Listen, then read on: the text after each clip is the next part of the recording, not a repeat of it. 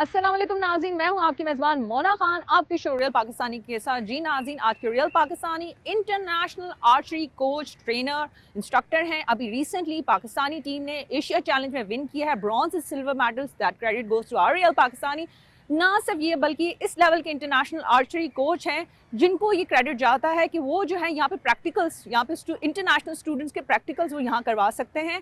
ना सिर्फ ये बल्कि ये सिंध आर्चरी एसोसिएशन के जनरल सेक्रेटरी भी हैं। तो मैं बात कर रही हूँ सैयद इजाज़ अली की। आइए उनसे बात करते हैं, मुलाकात करते हैं। जी नाज़रीन, अभी हम मौजूद है KMC स्पोर्ट्स कॉम्प्लेक्स में अपने रियल पाकिस्तानी के साथ सैयद इजाज़ अली के साथ। तो आइए उनसे मिलकर बात करते हैं। अस्सलाम वालेकुम, कैसे हैं आप? जी भाई कॉन्ग्रेचुलेशंस, अभी रिसेंटली आप लोगों ने जो है एशिया चैलेंज आप लोगों ने विन किया है ब्रॉन्ज और सिल्वर मेडल के साथ। मैंने मेंशन कर दिया अपने इंट्रो में कि माशाल्लाह से जितनी अच्छी आपने हमारे बच्चों को ट्रेनिंग करवाई है और उन्होंने उस लेवल का फिर वो गेम खेला है, तो क्या कहेंगे इस बारे में आप? कोच का काम जो है वो बच्चों पे मेहनत करना, एथलीट पे मेहनत करना, ये कोच का काम होता है।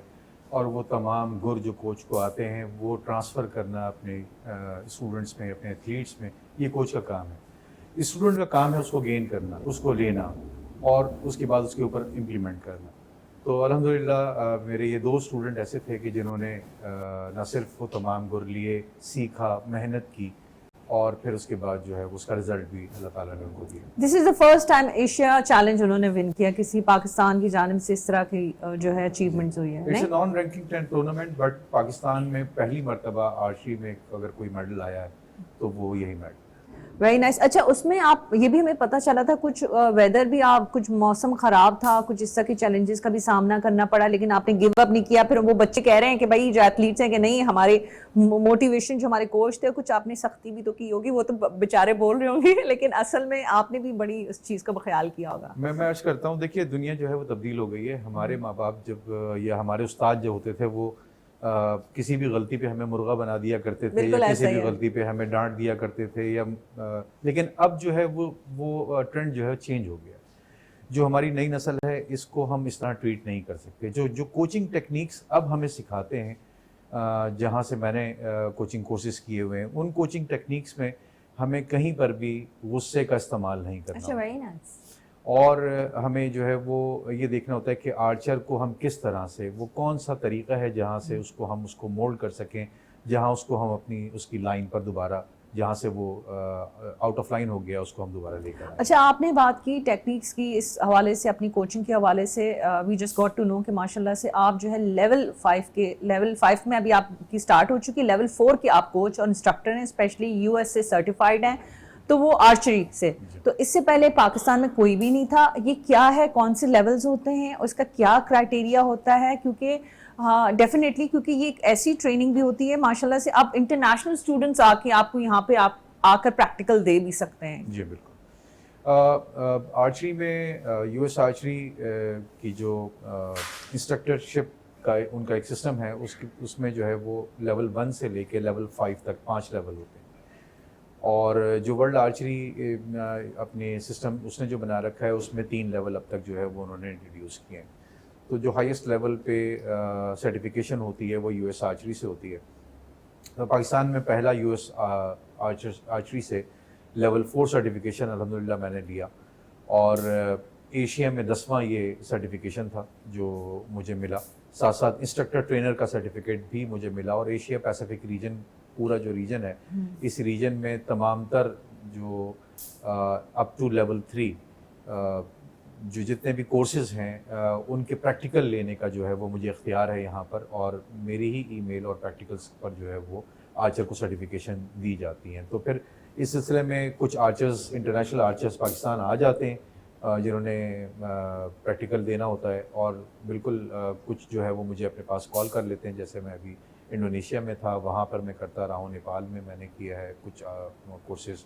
और अब इंशाल्लाह जो है वो मेरा श्रीलंका का प्लान है लेवल 5 के लिए। वही नाइस। लेवल 5 जो है वो बेसिकली ये लाइफ सिनेरियो बेस्ड होता है और इट टुक ऑलमोस्ट 1.5 ईयर और 2 ईयर्स के करीब जो है ये इसकी जो है वो मियाद होती है जो आपको करनी होती है। लेकिन अल्हम्दुलिल्लाह पाकिस्तान से मेरा इनरोलमेंट उसमें हो गया है लेवल 5 में। اور امید ہے کہ اگلے 1.5 سالوں میں جو ہے وہ یہ لیول 5 کا تمغہ بھی پاکستان کے ماتھے پہ انشاءاللہ ہم سجائیں گے. اچھا، ہم باہر تھے، ہم دیکھ رہے تھے ایسے اسٹوڈنٹس بھی تھے، اس میں ہم نے مدر بھی دیکھی، چھوٹے بچے بھی دیکھے، آپ ان کی کوچنگ کر بھی رہے تھے، اور ہم نے ایسے بھی دیکھے جو کہ اپنی مدد آپ کے تحت، مطلب آئی مین ایسے بھی آئی وانٹ ٹو سے اسپیشل ہم نے وہ دیکھا جو کہ ایتھلیٹ دیکھا جس کی آپ ٹریننگ کر رہے تھے. تو مجھے یہ جاننا یہ ہے کہ یہ جو کلاسز ہیں کس طرح سے دی جاتی ہیں کے ایم سی میں، کہاں سے لوگ آتے ہیں، کس طرح سے لوگ اگر بچے سمجھتے ہیں کہ وہ اس طرف آنا چاہیں وہ کیسے آپ کو اپروچ کر سکتے ہیں؟ کیونکہ آپ سے جتنی ڈسکشن رہی ہے اس میں آپ نے یہ کہا ہے کہ مجھے جو ہے ٹیلنٹ کو فائنڈ آؤٹ کرنا ہے اور اپنے ملک پاکستان کو انٹرنیشنلی ریپرزینٹ کرنا ہے. جی بالکل. اس میں ہمارے پاس یہ ہے کہ دیکھیے آرچری میں جو ہے وہ 3 سٹیجز ہوتے ہیں. ایک بگنر اسٹیج ہوتا ہے، پھر انٹرمیڈیٹ اسٹیج پہ آرچر آتا ہے، اس کے بعد پروفیشنل آرچر ہوتا ہے. تو یہ سندھ آرچری ایسوسی ایشن کو یہ اعزاز یہ کہیں گے کہ ہم ان کو یہ اعزاز جاتا ہے کہ سندھ آرچری ایسوسی ایشن کے انڈر میں ہی انڈر سپرویژن، آپ جنرل سیکرٹری بھی ہیں. جی ایگزیکٹلی، میں جنرل سیکرٹری بھی ہوں. ان کے انڈر سپرویژن یہ کلب جو ہے وہ یہاں پہ رن ہو رہا ہے کے ایم سی اسپورٹس کمپلیکس میں، اور یہاں پر ہم آرچر سے کسی قسم کی کوئی فی جو ہے وہ نہیں لیتے. بڑی بات ہے، کوئی فیس نہیں لیتے. اور جو اچھا کھیلنے والا ٹیلنٹڈ آرچر ہوتا ہے اس کو جو ہے وہ تمام تر ایکوپمنٹ اور فیسلٹیز بھی پرووائڈ کرتے ہیں، اور اس کو اپنے پاس سے کچھ خرچ نہیں کرنا پڑتا اگر وہ کھیل اچھا پیش کرے. تو میرے جو آرچرز جنہوں نے ابھی میڈل لیا ہے، انہوں نے بھی اپنے پاس کوئی ان کی اپنی کوئی ذاتی جو ہے وہ نہیں تھی. یہ 3-3.5 لاکھ روپے کی کم سے کم بھی جو ہے وہ ایک وہ ہے. تو لیکن یہ ڈیزرونگ تھے، تو ان کو سندھ آرچری ایسوسی ایشن نے ہی جو ہے وہ تمام تر ایکوپمنٹ پرووائڈ کیے، ٹریننگ پرووائڈ کی. میں خود صبح 6:30 بجے سے لے کے اور آن ورڈس ان کو جو ہے وہ ٹریننگ دیتا رہا ہوں، جانے سے پہلے بھی اور آنے کے بعد بھی. اب ہم نیشنلز کی تیاری کر رہے ہیں. اچھا جہاں صاحب، آرچری کی اتنی باتیں ہو رہی ہیں اسپیشلی کوچنگ کی، ٹریننگ کی، لیکن ہمیں یہ جاننا ہے کہ آپ میں یہ شوق کس طرح سے پیدا ہوا تھا، کیا خیال آیا؟ ماشاءاللہ سے اچھی بھلی آپ کی زندگی چل رہی تھی، اچھی بھلی آپ جاب بھی کر رہے تھے. اچانک میں نے دیکھا کہ ایک پرائیویٹ کلب میں کہیں پہ کوئی صاحب آرچری کر رہے تھے، تو میں نے پھر اپنی خواہش کا اظہار کیا اور پھر وہاں سے میں نے اس کو جوائن کیا. اور کرتے کرتے پھر میں نے پہلا ٹرائل دیا، اور 8th نیشنل جو تھی وہ میں نے کوئٹہ میں کھیلی، نیشنل سندھ کی ٹیم کی طرف سے. اور پھر اس کے بعد وہاں سے کنٹینیو کیا. وہیں مجھے یہ خیال آیا کہ جو کوچنگ لیول ہے وہ بہت کم ہے پاکستان میں. تو پھر یہ یوں ہوا کہ پھر میں نے اپنے گیم کی جو ہے وہ قربانی دی اور میں نے کوچنگ کورسز کیے. اور کوچنگ کورسز کر کے، اور میرا مشن یہی ہے کہ اچھے آرچرز کو انشاءاللہ میں انٹروڈیوس کراؤں. ہمارے ملک میں ٹیلنٹ کی کمی نہیں ہے، اور میں تو نہیں کر سکا یا میں نے اس کو چھوڑ دیا، لیکن میرے توسط سے جتنے آرچرز پیدا ہو سکیں اور اس کے بعد وہ آگے جا سکیں. اچھا، کیونکہ آپ کوچنگ کی بات کریں کہ اس طرح کے کوچز یا ٹرینرز نہیں ہوتے، ویسے تو ہوتے نیشنل لیول پہ، لیکن انٹرنیشنل لیول پہ ہمیں وہ اس طرح کی کوچنگ چاہیے ہوتی، کیونکہ وہ ڈیفینیٹلی آپ نیشنل لیول سے انٹرنیشنل تو جاتے ہی ہیں. جی بالکل. تو وہاں پہ اس طرح کی ہوتی ہے. اسی طرح سے میں اکوپمنٹس پہ بھی بات کرنا چاہوں گی، جس طرح سے آپ کہہ رہے ہیں کہ ڈیفینیٹلی کہ اس طرح کی جو ہے ٹیکنیکس ہوتی ہیں، چیزیں ہوتی ہیں. واٹ اباؤٹ جو اس کی کھیل کے جو آپ لوگوں کا ٹولز ہوتا ہے، اکوپمنٹس ہوتی ہیں، وہ کس طرح کا ہوتا ہے، وہ کیسے مینیج کرتے ہیں؟ کیونکہ I just got to know بڑے ایکسپینسو ہوتا ہے یہ. ایگزیکٹلی، آپ نے بالکل صحیح سنا ہے، یہ بہت ایکسپینسو ہے. جو پروفیشنل جو عام طور پہ کھیلی جاتی ہے، جو اگر آپ ورلڈ کپ دیکھیں، اگر آپ اولمپک دیکھیں، ایشین کپ دیکھیں، تو اس میں جو آرچر جو بو استعمال کر رہے ہوتے ہیں وہ یو ایس میڈ بو ہوتی ہیں، اور ان کی جو پاکستانی روپوں میں اگر میں اس کی قیمت بتاؤں تو وہ تقریباً 20 لاکھ روپے تک کی جو ہے وہ بو ہے. اور اس کے ساتھ ساتھ جو ایرو استعمال کر رہے ہیں وہ ان میں ایک ایرو جو ہے اس کی قیمت 10 ہزار روپے ہے. اور وہ ایسا ایرو ہے کہ اگر وہ بورڈ سے مس کر جائے اور وہ زمین پہ جا کے لگ جائے تو اگر ٹکڑے ہو گئے تو وہ 10,000 روپے جو ہے وہ آپ کے ضائع ہو جاتے ہیں. ہم یہاں پر ابھی وہ افورڈ نہیں کر سکتے. ہم یہاں پر قریبی ملک ہمارا چائنا ہے، وہاں سے ہم وہ منگوا لیتے ہیں جو 3-3.5 لاکھ روپے میں یا کبھی اس سے بھی کم میں یا اس سے زیادہ وہ ہمیں مل جاتی ہیں. اور وہ ملنے کے بعد اس سے اب دونوں بوز میں فرق اگر آپ کہیں گے تو یقیناً دونوں بوز میں. آپ نے اسی بو کے ساتھ، اسی اکوپمنٹ کے ساتھ آپ نے یہ گیم جیتا ہے، یہ جو ایشیا چیلنج ہے جی اور وہاں پہ جو دیگر ٹیمز تھی وہ ان کا اکوپمنٹس کہاں میرا کا تھا؟ خیال ہے کسی بھی آرچر کے پاس شاید ایک آدھ کوئی ہو, 80 سے زائد آرچر تھے, تو میں سب کا تو نہیں کہہ سکتا, لیکن میں نے جہاں تک بھی میری نظر گئی ہے تو وہاں لوگ جو تھے وہ امریکن جو ہے یا کورین اکوپمنٹ کو یوز کیا. Very nice. مطلب یہ تو بڑی زبردست بات ہے کہ آپ نے اس طرح کے جو لیولز, مطلب آپ بتا رہے اسٹینڈرڈس ہوتے ہیں اس کی کھیلنے کے بھی, اس پہ بھی کمپرومائز, مطلب جو بھی تھا, مطلب سیکریفائس بولے کمپرومائز بولیں, کرتے ہوئے بھی آپ نے وہ ون کیا ہے. یہ ہمارے بچوں کی محنت ہے, بہت سخت ٹریننگ کی انہوں نے جانے سے پہلے. شروع میں آپ نے پوچھا تھا کہ وہاں پر موسم جو ہے وہ ہمارا ایک بیڈ لک تھا کہ ہم جو ہے وہ انیشیل اسکور میں ہم کافی پیچھے رہ گئے تھے موسم کی وجہ سے, کیونکہ کراچی میں ہمیں وہ موسم دستیاب نہیں ہوتا. بارش اور ہوا والا جو موسم ہوتا ہے اس میں ہم گھر سے نکل ہی نہیں پاتے کراچی میں, وہاں پر تو زندگی رواں دواں ہوتی ہے. تو مطلب میں یہی جاننا چاہوں گی کہ کیسے پھر آپ کی یہ سپورٹ آپ کو حاصل ہوتی ہے؟ یہ سیلف فائنینسنگ پر ہے سارا کچھ, سیلف فائنینسنگ ہے. کچھ ہمارے اپنے کھلاڑیوں میں کچھ ایسے کھلاڑی ہیں جو سپورٹ کر دیتے ہیں, اور ہم خود سندھ آرچری ایسوسی ایشن کے ہی کچھ ممبران ہیں جو مل کر سیلف فائنینسنگ پر ہی, پرسنل فنڈنگ سے ہی کھلاڑیوں کو بھیجنا, ان کو جو ہے وہ ہمارے اپنے یہاں سے جو لاسٹ ایئر 2 سال پہلے ایک ہمارے اسٹوڈنٹس ہیں جنہوں نے لیول 2 انڈر میری سپرویژن پاس کیا تھا, اس وقت ماشاءاللہ جو ہے وہ دمام میں آرچری سکھا رہے ہیں. نادی السلام بہت مشہور وہاں کا جو ہے گورنمنٹ کا کلب ہے, وہاں پہ وہ آرچری کے کوچ ہیں, اور جب ہم نے ان سے کہا کہ ہمارے بچوں نے جانا ہے, اور تو انہوں نے وہاں سے ہیلپ کی ہماری, اور وہ ہمارے ہی آرچر ہیں, یہاں سے گئے تھے. Very nice. اچھا مجھے بتائیں, how is your international experience, کیونکہ ڈیفینیٹلی آپ گلوبلی پاکستان کو ریپرزینٹ کرتے ہیں, وہاں سے دیگر کنٹری سے بھی آرچر آتے ہیں, پھر وہ دیکھتے ہیں کہ پاکستان سے ہیں, اس لیول کے ہیں, لیول 4 کے ہیں, تو وہ کس طرح سے آپ کو فیڈ بیک دیتے ہیں, کیا کہتے ہیں آپ؟ میں وہاں پر کوچ کی بہت زیادہ عزت ہے. باہر آپ کہیں پہ بھی چلے جائیں, کسی بھی ملک میں جائیں, تو جس طرح استاد کی ہمارے یہاں باقی چیزوں میں بہت زیادہ عزت ہوتی ہے, اسی طرح کوچ کی بھی بہت زیادہ عزت وہ لوگ ان کو پرووائڈ کرتے ہیں, بہت خیال کرتے ہیں. بہت زیادہ اسٹوڈنٹس جو ہیں وہ آپ کے اوپر سایہ کر کے کھڑے ہو جاتے ہیں, اس طرح سے بھی اگر آپ دھوپ میں کھڑے. بالکل اسی طرح کوچ بھی دل و جان سے ان کے ساتھ جو ہے وہ مدد کر رہے ہوتے ہیں. سب سے جو امپورٹنٹ بات ہے وہ ہمارے یہاں یہ سمجھنا ضروری ہے کہ کھیل یا کوئی سا بھی کھیل ہو, اسپورٹس جو ہے یہ خود اٹ سیلف ایک کیریئر ہے. لوگ اسے کیریئر نہیں سمجھتے پاکستان میں اسے صرف ایک ریکریشنل ایکٹیویٹی سمجھا جاتا ہے. I agree. اور اگر جبکہ باہر میں جہاں پر بھی گیا ہوں, جس ملک میں بھی گیا ہوں, وہاں میں نے دیکھا کہ ان لوگوں نے اسپورٹس کو, اسپیشلی آرچری کو, ایز اے کیریئر اپنایا ہے. وہ ایز اے کیریئر لے کے جا رہے ہوتے ہیں. ایک پورا اسکول ہے جو آرچری اسکول ہے, جہاں پر دیگر سبجیکٹس کی بھی تعلیم دی جا رہی ہے اور آرچری کی ٹریننگ بھی دی جا رہی ہے. تو اجاز صاحب آپ ہمارے ساتھ موجود ہوں, تو کیا ہی اچھا نہ ہو کہ آپ ہمارے دیکھنے والوں کے لیے یہی پیغام اگر آپ دینا چاہیں, آپ کے جو ایتھلیٹس ہیں, جو ونرز ہیں, ہم ان سے بھی بات کرنا چاہیں گے, تو میسج کیا دیں گے آپ؟ اسپیشلی آرچری یہ صرف ایک ریکریشنل ایکٹیویٹی نہیں ہے, یہ آپ کے اندر جو چینجز پیدا کرتی ہے, اور جو ہے وہ جو آپ کو جتنی اسٹرینتھ پرووائڈ کرتی ہے. یہ کام ہم نے شروع کیا, اور اس کو میں چاہوں گا کہ تمام لوگ جو بھی میری بات سن رہے ہیں وہ اپنے بچوں کو آرچری کسی نہ کسی لیول پہ ضرور کرائیں.